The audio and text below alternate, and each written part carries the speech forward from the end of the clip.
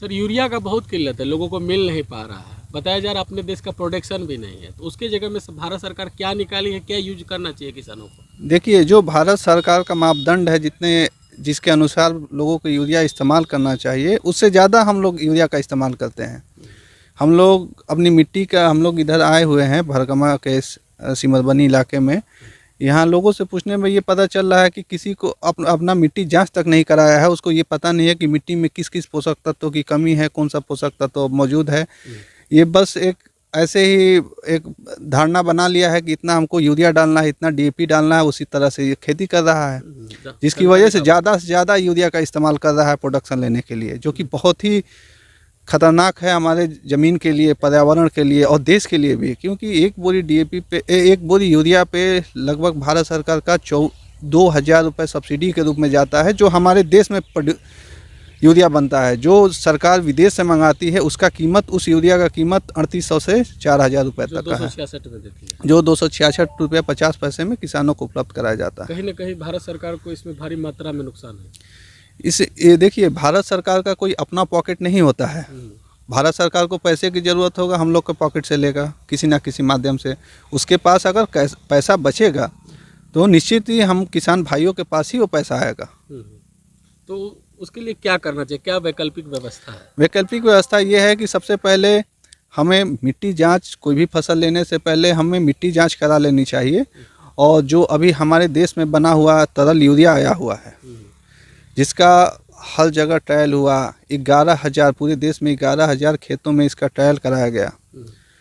हर कृषि विज्ञान केंद्र, रिसर्च इंस्टीट्यूट, भारत सरकार एफसीओ में इसको ला दी, अब ईसीए में भी आ गया। और बार क्या है सर बेनिफिट के बारे में? देखिए, बेनिफिट इसके बेनिफिट तरल यूरिया का इतना ज़्यादा है। सबसे पहला तो यह है कि पर्यावरण के लिए नुकसानदायक नहीं है, और जो हमारा अन्न होगा वो उच्च क्वालिटी का होगा। हम लोग कोई भी चीज़ उगाते हैं अपने खाने के लिए, अगर हम जहर ही उगाएंगे तो जहर ही खाएंगे, जिससे हमारे स्वास्थ्य के साथ पर्यावरण को भी नुकसान हो रहा है। इसी के आत्मनिर्भर भारत के में ये तरल यूरिया जो भारत सरकार के द्वारा भेजा गया है, बनवाया गया है, इसको भारत सरकार ने यूएनओ में पेश किया था कि हम लोग अब यूरिया को धीरे धीरे हटा रहे हैं और उसके जगह पे तरल यूरिया इस्तेमाल करने के लिए बढ़ावा दे रहे हैं। एक चिट्ठी भी आई हुई थी केंद्र सरकार के द्वारा, जिसको सभी विभागों में भेज दिया गया है। तो इसके बारे में और भी कोई प्रोडक्ट है जो यूज करना चाहिए? बोड़े का खाद जितना भी है, जैसे यूरिया है, पोटास लोग यूज कर रहा है, तो उसके जगह पे अब क्या कुछ नया, इसको क्या क्या मतलब मान्यता है इसमें? देखिए, एक पौधे को पूरे अपने जब तक दाने से लेके पौधा बनने तक उसको 17 तत्वों की ज़रूरत होती है। हम लोग ये जानते हैं कि बस नाइट्रोजन, फास्फोरस, पोटास से हमारा काम हो जाएगा, ऐसा नहीं है। हर तत्व की ज़रूरत अलग अलग समय में पड़ती है, और वही तत्व हमारे शरीर के लिए भी ज़रूरत है। तो यही कहा जा रहा है कि हम लोग कम से कम जब खेत तैयार करें तो मिट्टी में जो भी, पहले तो मिट्टी जाँच करवा ले, उसके बाद मिट्टी में ही वो खाद डाल दे, और उसके बाद हम लोग जितना भी 1 महीने पत्ती आने के बाद 1 महीना 35 दिन पे तरल यूरिया इसके साथ 52-34, जिसमें फास्फोरस और पोटास दोनों उपलब्ध होता है इसको, और एक विटामिन आता है सगारिका नाम से।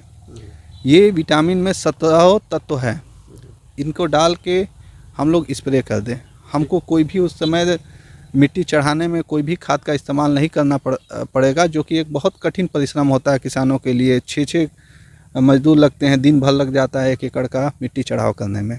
जबकि हम इसको देखें तो बहुत ईजिली, बहुत छोटे से ऑपरेशन से इस काम को कर सकते हैं। उसके लिए हम लोग हर समिति पे एक पावर स्ट्रोक इंजन भी उपलब्ध करा रहे हैं। तो हमको लग रहा है 6 महीने के अंदर हम लोग इन लोग को एक एग्रीकल्चर ड्रोन भी इस्तेमाल करने के लिए दे देंगे, जो कि किसान भाइयों की और ज़्यादा सहूलियत होगी। भारत सरकार इस पर काम कर रही है, चूँकि नया चीज़ है, थोड़ा टाइम लगेगा इसको आने में। 70 साल से यूरिया हमारे देश में चल रहा है, तो उसको हटाने में थोड़ा सा टाइम लग रहा है, लेकिन हम लोग जल्दी इसको ख़त्म कर देंगे। कहीं ना कहीं जागरूकता का अभाव है सर। निश्चित रूप से अभी हम किसान भाई यहाँ पे साफ़ पानी में, इनको भी कितनी बार ट्रेनिंग किया गया।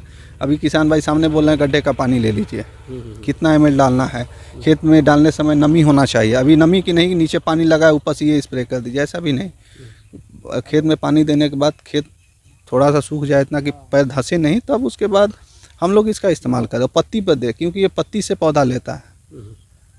अंत में क्या करना चाहिएगा हमारे किसान भाइयों को? अंत में किसान भाई से यही कहना चाहते हैं कि किसान हमारे जो भाई हैं वो खुद में एक वैज्ञानिक हैं, और कम से कम जिसके पास ज़्यादा ज़मीन है थोड़ा सा ही एक प्लॉट निकाल के उनको पहले ट्रायल करना चाहिए, उस चीज़ को सीखना चाहिए। नहीं तो हम लोग का नंबर उपलब्ध है, हम लोगों से बात करके एक छोटे से खेत में इसका ट्रायल करके और अपने इलाके के सारे किसान भाइयों को इसकी जागरूकता देनी चाहिए, क्योंकि निश्चित रूप से अगर हमारे देश का पैसा बचेगा तो हमारे ही पास आएगा, भारत सरकार अपने पास नहीं रखेगी। अंत में क्या कहना चाहिएगा सर हमारे चैनल के माध्यम से?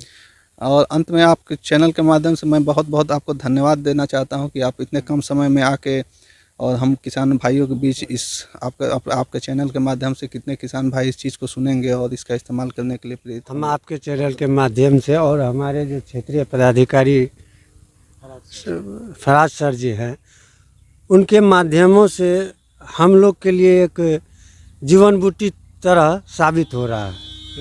जो पौधे को जो एक निश्चित उपज के लिए जो निश्चित एक उसको विटामिन चाहिए, पोषक तत्व चाहिए, उनके द्वारा जो क्या क्या पोषक तत्व है उसके खूबी के बारे में बताइए। खूबियाँ इसके 17 जो हमारे पौधे में पोषक तत्व लगते हैं, सारी चीज़ इसमें उपलब्ध है। जो हमारे किसान भाई प्रोडक्ट है इसके बारे में? हमारे किसान भाई जो यूरिया यूज करते हैं उसके लिए जो ये इफ्को यूरिया है जो लिक्विड में है, नैनो यूरिया। कितना ml का है ये 500 ml का है। 500 ml यूरिया जो है कितना मतलब 1 एकड़ खेत में ये उपयुक्त 500 है। ml 1 एकड़ में 500 ml जो है 1 एकड़ के लिए उपयुक्त है। जो लेकिन यूज करते उसके जगह ये यूज करते। हाँ, लेकिन हमारे किसान भाइयों के अंदर में एक गलतफहमी बैठा हुआ है कि जो यूरिया डालना है।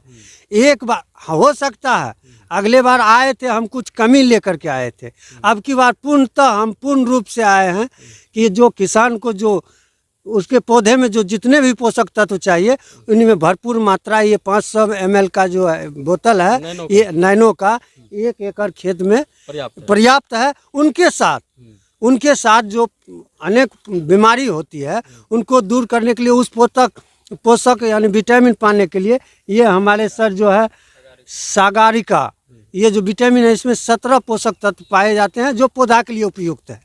उसके साथ साथ हम ये देख रहे हैं इसको मिला करके मतलब 1 एकड़ में 8 ढोल बनाया जाता है। पूर्णतः गाछ के पत्तियों को भिंगा देना चाहिए था, और इनसे हमको काफ़ी किसान को हम यूज किए हैं, इसलिए हम डट के आप लोग के सामने आ रहे हैं।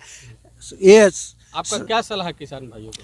हमारा सलाह यही होगा कि ये सभी किसान भाई अपनाएं और अपना आर्थिक स्थिति को भी मजबूत करें और खेत को खुशहाल करें, और वातावरण में जो हम लोग का वातावरण है उसको भी शुद्धिकरण करें, और ये वनस्पति और जीवन यापन के लिए उपयुक्त है, क्योंकि इसमें सबसे बड़ी खासियत ये है साइड इफेक्ट नहीं है।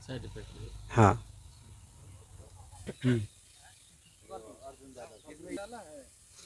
ये जो नैनो वगैरह है ये सब अगर जरूरत पड़े तो कहाँ लोग सिमरबनी की जनता कहाँ खोजे?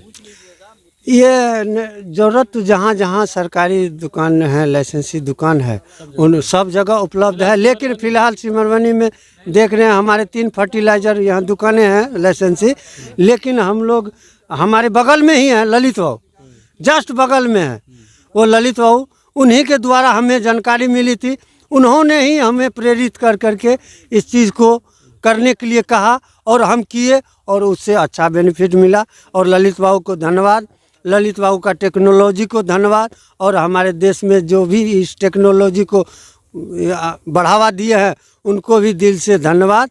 आपके चैनल के माध्यम से ये हम लोग के लिए बहुत मतलब सार्थक है, और ललित बाबू जो सेवा दे रहे हैं बहुत अच्छी, मतलब कम ही रेट में जो सरकार द्वारा निर्धारित है उसमें यहाँ उपलब्ध है एनी टाइम।